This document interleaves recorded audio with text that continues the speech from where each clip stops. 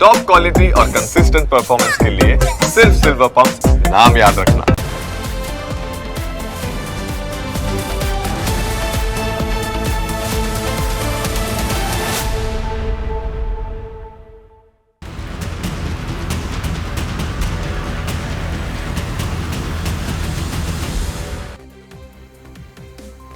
તારીખ 27મી મે સાંજનો સમય અચાનક પક્ષીઓ ફફડાટ કરીને ઉડવા લાગ્યા। અવાજ હતો ગોળીબારનો। ખુલ્લા પ્લોટ અને ખુલ્લા આકાશમાં ગોળીઓના ભડાકા એવા ગુંજ્યા કે દૂર દૂર સુધી તેના અવાજો સંભળાયા। કોણ કરી શકે ફાયરિંગ? તમારા મનમાં પહેલો વિચાર કોઈ ગુંડાનો આવે, પરંતુ ફાયરિંગ કરનાર બીજું કોઈ નહીં, નિવૃત્ત ડીવાયએસપી અશોકસિંહ ચૌહાણ હતા। આ ઘટના કોઈ થ્રિલર ફિલ્મના સીનથી કમ નથી। આખરે નિવૃત્ત ડીવાયએસપીએ કેમ ફાયરિંગ કર્યું? શું કોઈને ધમકાવવા માટે તેમણે ફાયરિંગ કરવાની સત્તા છે? આખા વિવાદમાં અસલી ગુનેગાર કોણ છે? આ તમામ સવાલોના જવાબ મેળવવાનો અમે પ્રયત્ન કરીશું। અમદાવાદના નહેરુનગર વિસ્તારમાં આવેલા ઝાંસીની રાણી બસ સ્ટેન્ડ પાછળ એક પ્લોટમાં કેટલાક લોકો બેઠા હતા। ત્યાં જ અચાનક નિવૃત્ત ડીવાયએસપી અશોકસિંહ ચૌહાણ, તેમનો દીકરો અને દીકરી ત્યાં પહોંચે છે। જમીનના દસ્તાવેજો અને ભાડાના નાણાં પરત માગવાના વિવાદમાં તેઓ ત્યાં બેઠેલા યુવકને ધમકાવીને ત્યાંથી જતા રહેવા માટે કહે છે।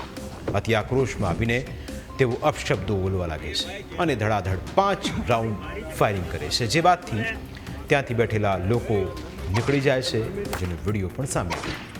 પહેલાં આ વિડીયો જુઓ, પછી તેની આખી ઇનસાઇડ સ્ટોરી અમે આપને જણાવીશું।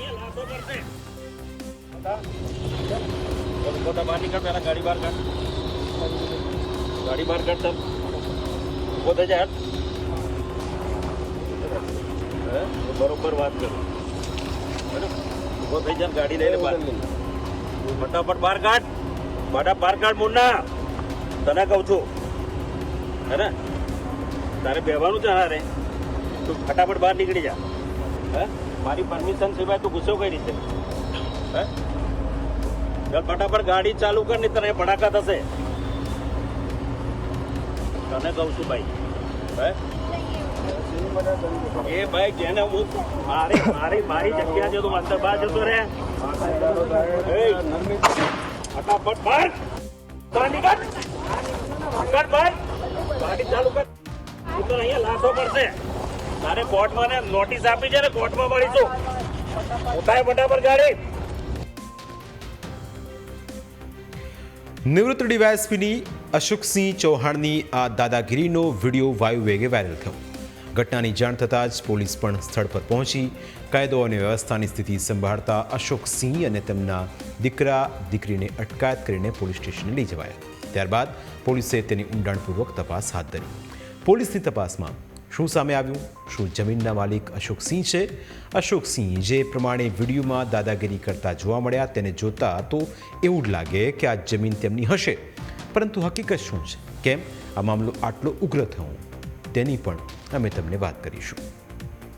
પરંતુ ઘટનાના બીજા દિવસે એટલે કે 28 મેના રોજ પોલીસ સ્ટેશનમાં થયેલો હાઈ વોલ્ટેજ ડ્રામા જેવો ફિલ્મોમાં જોવા મળે તેવો જ જોવા મળ્યો। પોલીસે નિવૃત્ત ડીવાયએસપી અશોકસિંહ, તેમના પુત્ર સિદ્ધરાજસિંહ અને તેમની દીકરીની ધરપકડ કરતા જ મામલો વધુ ગરમાયો। અશોકસિંહે સેટેલાઇટ પોલીસ સ્ટેશનમાં હોબાળો કર્યો, જેથી 2 પોલીસ કોન્સ્ટેબલે નિવૃત્ત ડીવાયએસપીને ધક્કા મારીને લોકઅપમાં ધકેલ્યા। પરંતુ લોકઅપમાં જતા પહેલાં તેમણે આક્ષેપ કર્યો કે પોલીસે જ સાંઠગાંઠ કરીને મારી માલિકીની જમીનમાં ગુંડાઓને ઘુસાડ્યા। તેમણે એવો પણ દાવો કર્યો કે તેમની સામે ખોટી ફરિયાદ કરાઈ છે અને સામે તેમની ફરિયાદ પોલીસે લીધી જ નથી। શું કેવું છે ભાઈ? મારા વિરુદ્ધ ખોટી ફરિયાદ કરી છે અને મારી ફરિયાદ લીધી નથી, બરાબર? શું કેવું? ગુંડાઓ મારી જમીનમાં ઘૂસી ગયા છે। પોલીસે સાથે મળીને ગુંડાઓને ઘુસાડ્યા છે જમીનમાં, મારી જમીનમાં ગુંડાઓ ઘૂસી ગયા।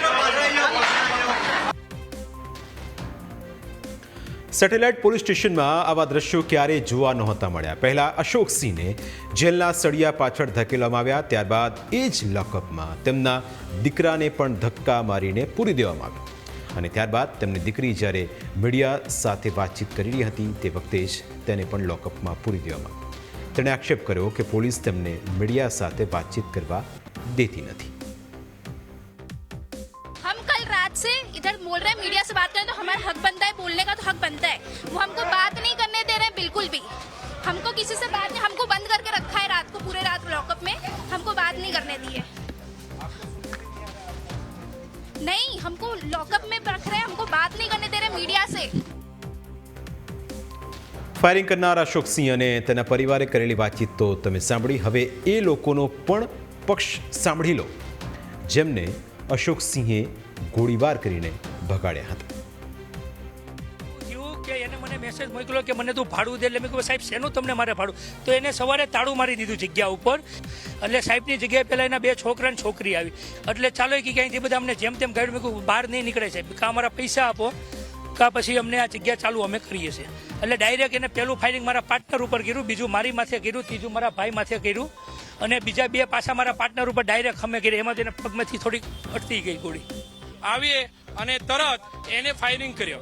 પહેલા અમિતભાઈ પટેલ ઉપર નીચે ફાયરિંગ કર્યું, પછી એની ઉપર ફાયરિંગ કર્યું, મુન્નાભાઈ ભરભડિયા ઉપર ફાયરિંગ કર્યું, અમિત સોલંકી ઉપર ફાયરિંગ કર્યું. એને 5 ફાયરિંગ કર્યા. એ તો તાત્કાલિક ધોરણે અમે હર્ષ સંઘવીને ફોન કર્યો, કાળુભાઈ ડાભી ધારાસભ્યને અને આપણે ગૌતમભાઈ ચૌહાણ ધારાસભ્યને. તાત્કાલિક પોલીસ આવી ગઈ અને પોલીસે સારી કામગીરી કરી. એનો અમે આભાર માનશું ગૃહમંત્રીશ્રીનો. હવે આખો વિવાદ કેમ ઊભો થયો, કેમ ફાયરિંગ કરવામાં આવ્યું તેની પણ વાત કરીએ. આખો વિવાદ કરોડો રૂપિયાની જમીન અને તેના ભાડાનો છે. નહેરુનગર જેવા વિસ્તારમાં આટલી વિશાળ જગ્યા હોય તો કોની નજર તેના પર ના પડે? પણ શું અશોકસિંહ ચૌહાણ આ જમીનના માલિક છે? આ બાબતે જ્યારે પોલીસે તપાસ કરી તો કેટલીક ચોંકાવનારી હકીકત સામે આવી. પોલીસનો દાવો છે કે જગ્યાનો કબજો અશોકસિંહ ચૌહાણ પાસે છે, એટલે કે તેઓ આ જમીનના કબજેદાર છે. અશોકસિંહે આ જમીન હિતેશ બારબીડિયાને સમજૂતી કરાર કરીને માસિક 30 લાખના ભાડેથી આપી હતી. ત્યારબાદ અમિત પટેલ અને હિતેશભાઈએ મળીને ત્યાં કાચા બાંધકામવાળા સ્ટોલ બનાવ્યા હતા, જેને નહેરુનગર પાથરણા બજાર નામ આપવામાં આવ્યું હતું. જમીન ભાડે રાખનાર હિતેશ બારબીડિયા આ સ્ટોલ વેપારીઓને ભાડે આપતા હતા, પરંતુ આ સ્ટોલ મંજૂરી વિના બનાવાયા હોવાથી તેને દૂર કરવા એએમસીએ નોટિસ આપી હતી. જેથી મંજૂરી મેળવવા માટે હિતેશભાઈ અને ફરિયાદી અમિત પટેલે પ્રયત્નો શરૂ કર્યા. તેમણે મંજૂરી મેળવવા જગ્યાના દસ્તાવેજોની જરૂર હોવાથી તેમણે અશોકસિંહ પાસે દસ્તાવેજો માંગ્યા હતા. પોલીસનો દાવો છે કે અશોકસિંહ પાસે કોઈ આવા દસ્તાવેજ કે આધાર પુરાવા ન હતા. જે બાદ અશોકસિંહે અમિત પટેલ અને હિતેશ બારબીડિયાને જગ્યા ખાલી કરવા જણાવ્યું હતું, જેની સામે હિતેશ અને અમિતે ડિપોઝિટ તરીકે લીધેલી રકમ, ભાડું અને સ્ટોલનો ખર્ચ આપવા માટે જણાવ્યું હતું. ત્યારબાદનો ઘટનાક્રમ 27 મેના રોજ સાંજે જોવા મળ્યો. તેની હકીકત પોલીસ પાસેથી જ સાંભળી લીધી. જગ્યા ખાલી કરવા માટે આ જે ફરિયાદી છે અમિત પટેલ અને હિતેશ બારબીડિયાને એમને કીધેલું કે તમે આ જગ્યા ખાલી કરીને કબજો મને આપી દો. એટલે આ લોકો એવું જે ફરિયાદી પક્ષ છે એમની એવી માંગણી હતી કે અમે આ જગ્યા તમને સમજૂતી કરાર કરીને ડિપોઝિટ આપીને જે લીધેલી છે એ ડિપોઝિટ અમારી પરત કરો અને અમારા જે સ્ટોલનો જે ખર્ચો થયો છે એ ખર્ચો તમે અમને આપો તો અમે આ જગ્યા ખાલી કરી. એમ ગઈકાલે બંને પક્ષો ત્યાં ભેગા થયેલા અને એ દરમિયાનમાં જે રિટાયર્ડ ડીવાયએસપી અશોકસિંહ ચૌહાણ છે એમણે એમની લાયસન્સવાળી પિસ્તલમાંથી ફરિયાદી અમિત પટેલ અને હિતેશ બારબીડિયા અને અન્ય બીજાઓને જાનથી મારી નાખવાના ઈરાદે ફાયરિંગ કરેલું અને આમાં 5 રાઉન્ડ ફાયરિંગ કરેલું છે. અને આ અનુસંધાને સેટેલાઇટ પોલીસ સ્ટેશનમાં ગુનો દાખલ કરવામાં આવ્યો છે. આ જે ગુનો દાખલ કર્યો એમાં જે રિટાયર્ડ ડીવાયએસપી અશોકસિંહ ચૌહાણ એમના દીકરી અને એક દીકરાને અટક કરેલો છે. હવે સવાલ એ થાય કે જો અશોકસિંહ પોતે જમીનના માલિક હોવાનો દાવો કરતા હોય તો તેમણે દસ્તાવેજો કેમ ના આપ્યા? શું જમીનના દસ્તાવેજમાં તેમનું નામ નથી?